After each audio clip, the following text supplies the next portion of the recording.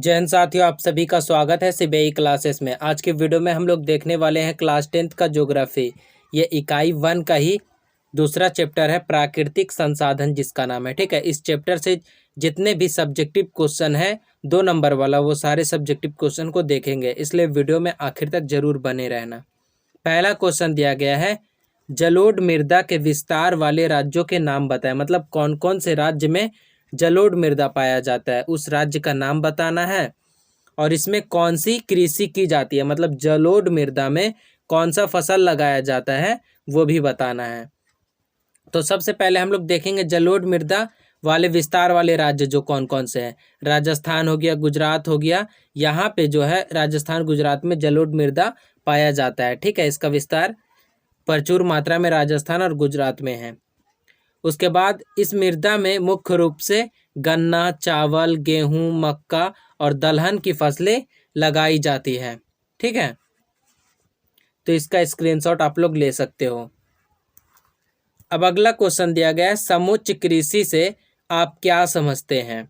तो समुच्च कृषि किसे कहते हैं?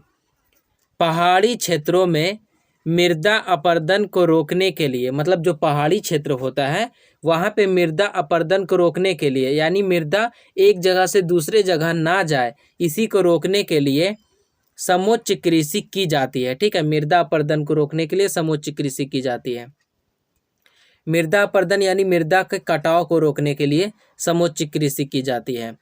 इस विधि में खेतों की जुताई वृत्ताकार रूप में की जाती है, जिससे इसकी आकृति समुच्च रेखा की तरह दिखाई पड़ती है। इसलिए इस प्रकार की कृषि को समुच्च कृषि कहा जाता है। इस प्रकार की कृषि में मिट्टी की उपजाऊ जो होता है, उपजाऊ क्षमता, यहाँ पे पा होना चाहिए, उपजाऊ शक्ति बनी रहती है। ठीक है, तो इसका भी आप लोग स्क्रीनशॉट ले सकते हो। कुछ इस प्रकार से होता है समुच्च कृषि, देख सकते हो आप लोग। ये पहाड़ी क्षेत्र है। ठीक है, ये पूरा पहाड़ी क्षेत्र है। पहाड़ी क्षेत्र में क्या होता है, ये पहाड़ी क्षेत्र है पूरा, और इस प्रकार से कृषि की जाती है। ये जो आप देख रहे हैं बीच बीच में, यहाँ पे कृषि की गई है। तो कुछ इस प्रकार से कृषि की जाती है, समुच्च कृषि।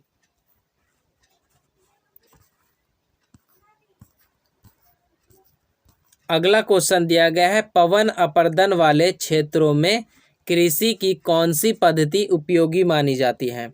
पवन अपरदन वाले, ठीक है, तो पवन अपरदन वाले क्षेत्रों में पट्टिका कृषि उपयोगी मानी जाती है, जिसमें फसलों के बीच घास की पट्टियां लगाई जाती है।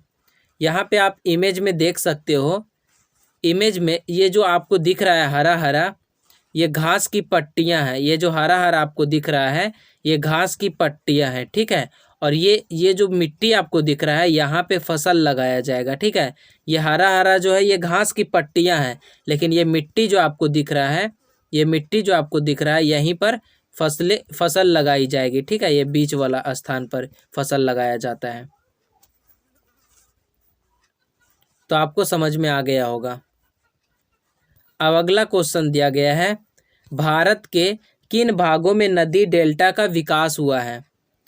तो लिखना है, भारत के पूर्वी तटीय मैदान में स्थित महानदी गोदावरी, कृष्णा और कावेरी में नदी डेल्टा का विकास हुआ है। इस मिट्टी में पोटास, फास्फोरस और चूना जैसे तत्वों की प्रधानता होती है, जिसके कारण इस मिट्टी में गहन कृषि की जाती है। ठीक है, तो ये जो नदी डेल्टा का विकास कैसे होता है, तो आप लोग यहाँ पे सबसे पहले समझना। ठीक है, जैसे यहाँ पे नदी बह रहा है, ठीक है, ये जो आपको दिख रहा है ये नदी बह रहा है, ये नदी पूरा बह रहा है। तो जब नदी बहता है तो अपने साथ अवसाद भी लेके जाता है, यानी जब नदी पानी बहता है तो उसके साथ बहुत सा कचरा आता है, अवसाद आता है। ठीक है, अवसाद को लिए हुए बहता है। तो जब तेजी में बहता है तो अवसाद ज़्यादा आता है, और फिर जहाँ पे धीमा हो जाता है, जैसे नदी का बहाव जो है सब जगह एक समान नहीं होता है, कहीं तेज बहता है कभी हल्का बहता है। तो जहाँ पे तेज बहता है वहाँ से ज़्यादा अवसाद आता है। ठीक है, वहाँ से अवसाद आने पर जहाँ धीमा होता है वहाँ अवसाद जमा होने लगता है, और यही जमा जो अवसाद है इसी से बनता है नदी डेल्टा का विकास होता है। ये जो आपको दिख रहा है यही है नदी डेल्टा। ठीक है, यहाँ पे आप लोग देख सकते हो ये जो बड़ा रूप में है यही है नदी डेल्टा। यही नदी डेल्टा का विकास हुआ है यहाँ ये देखो, ये है नदी डेल्टा। ये सारा जो है नदी डेल्टा है। तो आपको समझ में आ गया होगा।